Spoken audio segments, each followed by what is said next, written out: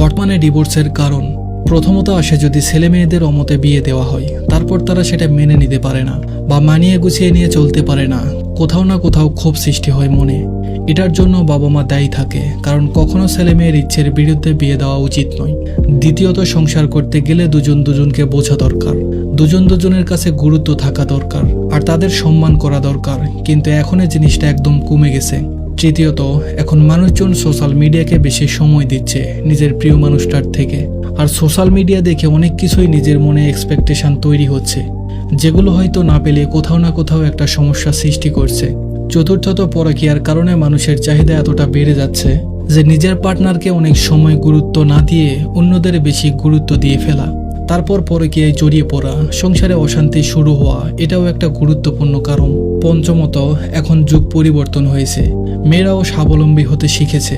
অনেক সময় কাজের দিকে মন দিতে গিয়ে সংসারকে সময় সঠিকভাবে দিতে না পারায়, দুটোকে একসাথে ব্যালেন্স করতে না পারায় অনেক সময় এটাও কোথাও না কোথাও একটা দূরত্ব তৈরি করছে।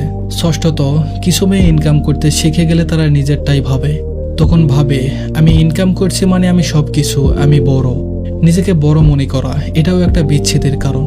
সপ্তমত, ধৈর্য শক্তি কম থাকা, যা এখনকার জেনারেশনে চলে এসেছে। একটু কোনো সমস্যা হলেই সেখান থেকে মানুষজন পেরিয়ে আসতে চায়, নিজের মতো বাঁচতে চায়, তাই সংসার করতে গেলে অবশ্যই ধৈর্য শক্তি থাকা দরকার।